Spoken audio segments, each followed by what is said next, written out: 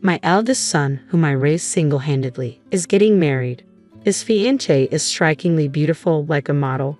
Yet it became clear that beauty was her only asset when she callously told me, "You're a dropout and a stranger, so don't come." To add insult to injury, I was deceived about the wedding venue. Over time, she maintained a contemptuous attitude towards me due to my lack of formal education.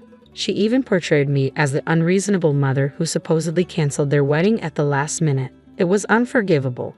While they were away on their honeymoon, I, Linda, soon to be 57, reminisce about my life. My husband had passed away from cancer the year our second son was born, leaving me overwhelmed with 2 young children. As the new year rolled in, I found solace only in working tirelessly day and night. My eldest son, Paul, stepped up admirably, caring for his younger brother, Thomas. Even as a little boy, I did what I could for my boys, and Paul has grown into a remarkable adult. It was a challenge when he decided to enter the workforce straight out of high school. I fondly recall the effort it took to persuade him to pursue college, a distant memory now. After graduating, he secured a position at a prominent trading company and began forging a promising path. Apparently, Paul has a girlfriend whom he plans to marry someday. He expressed his desire to introduce her to me, which was somewhat unexpected given his intense focus on his career. I had imagined he would marry much later, but I genuinely felt joy knowing he wanted to start his own family soon. Having not been the most attentive mother, I worried whether he would value starting a family. However, all my concerns dissolved as Paul's wedding approached. I eagerly anticipated meeting his partner and eagerly awaited the day of their introduction.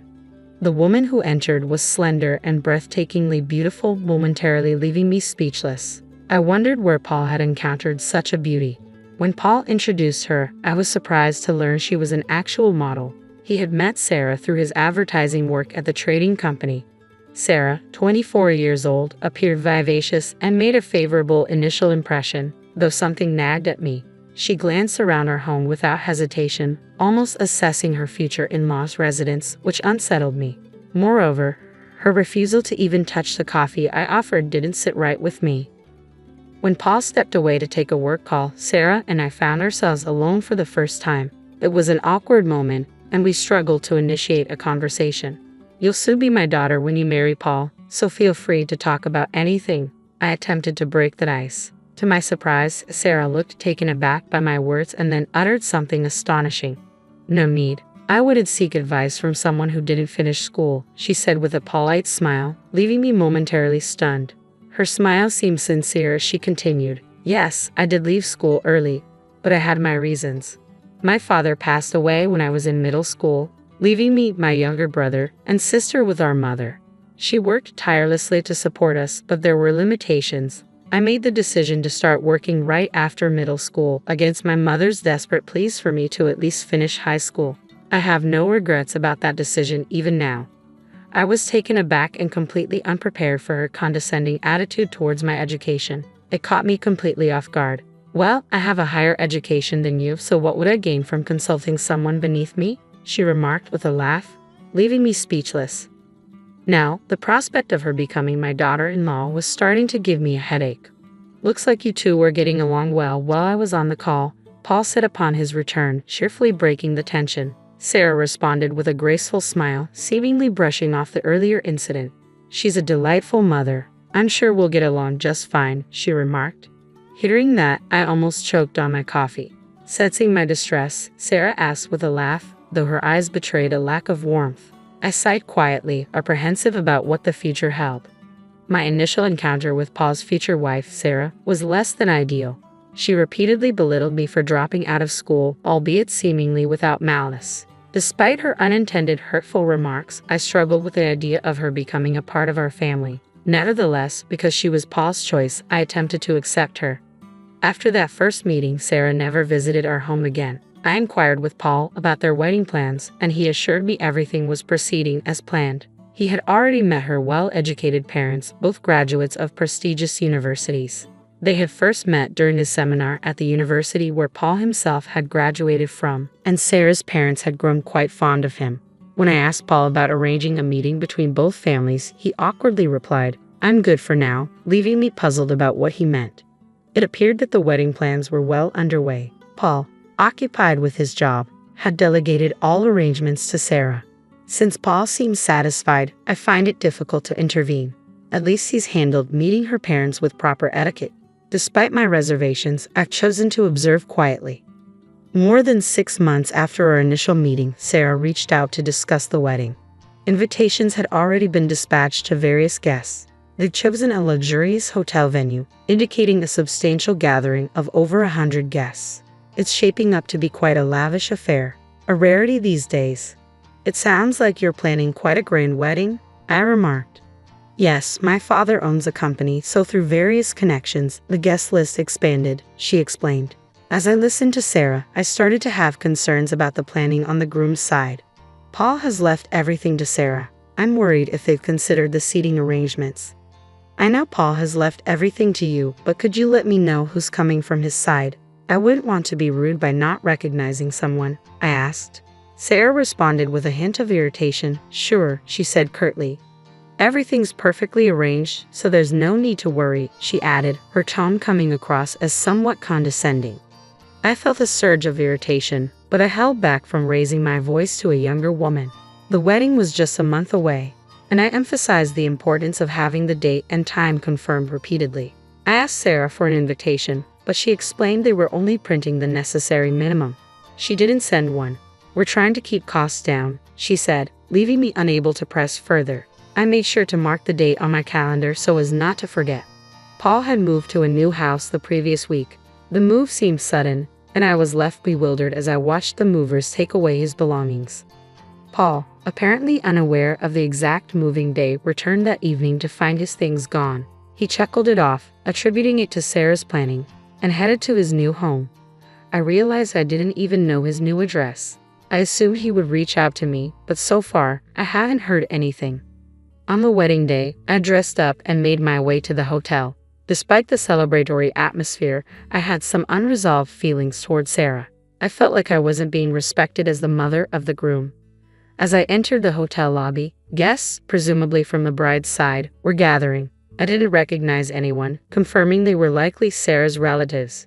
Making my way to the groom's waiting room, I encountered a scene that left me utterly stunned. Sitting together were a bride and groom surrounded by elegantly dressed men and women. Assuming these were Sarah's parents, I was taken aback. However, I soon realized they weren't Paul and Sarah at all, but complete strangers. They looked at me with confusion, understandably seeing me as an unexpected intruder in their private moment. Sorry, I must have walked into the wrong room, I muttered, feeling my face flush with embarrassment as I hurriedly exited. It was indeed another wedding. A sinking feeling prompted me to approach the hotel's bridal staff. They confirmed there was no reservation for Paul's wedding. Sarah had deceived me about the date and time, though I was certain today was supposed to be the wedding day. Regrettably, I have failed to confirm the location with Paul in time. Somewhere at this moment, Paul and Sarah were surely having their wedding. It dawned on me that Sarah had orchestrated this to ensure I wouldn't attend. I quickly dialed Sarah's number. She picked up immediately. What is the meaning of this? I demanded, my voice tinged with frustration. Sarah let out a heavy sigh. How inappropriate to disrupt such an important day, she scolded. She sounded alone. There was no one else around her. Sarah, you're the one being unreasonable. Why would you lie? I began, but she cut me off sharply. People who didn't finish school are strangers here, so leave, she declared coldly. Her words hit me like a blow. I seethed, thinking about the lengths she had gone to humiliate me. Paul, I understand, I said firmly. But it was too late to salvage the situation and make it to the wedding. My main worry was how Paul must have felt in my absence. In the end, I couldn't attend and returned home. The next day, I was awakened by a call from Thomas, who works overseas and had regretfully informed us he couldn't make it back for Paul's wedding. Paul reached out to me, revealing that he hadn't shown up at the wedding either. He explained, it seems Sarah had contacted Thomas, and somehow the story got twisted into me opposing Sarah and canceling the wedding at the last minute. Paul was seeking advice from Thomas on how to handle the situation. Sarah's manipulation was nothing short of remarkable. I explained the truth to Thomas, recounting how Sarah had deceived me with false information, preventing my attendance at the wedding. Initially, Thomas seemed skeptical, perhaps thinking I was making excuses. However, as I described Sarah's dismissive behavior during her initial visit, he began to believe me. Does Paul know about this? he inquired. He probably thinks I canceled at the last minute, I replied, feeling tears of frustration welling up. You won't let this slide, will you? Thomas sought to reassure me. No, I affirmed. This was no time for tears. I was determined to set things right with Paul, and my frustration soon gave way to resolve. Unable to reach Paul, who was likely on his honeymoon, I decided to confront Sarah's parents directly. I visited their home, where they greeted me with evident suspicion. As we sat down to talk, it became apparent they believed I had opposed the marriage and abruptly canceled at the last minute. I started by addressing this misunderstanding head-on. I wasn't certain they would trust my explanation, but I felt compelled to lay out the truth. Initially, they remained skeptical. However, as a last resort, I revealed my trump card, a recorded conversation with Sarah. It felt drastic, but I had no other choice. With a deep breath, I retrieved my phone and played the recorded conversation. The harsh words Sarah spoke echoed through the phone. I understand why you'd want to support Sarah.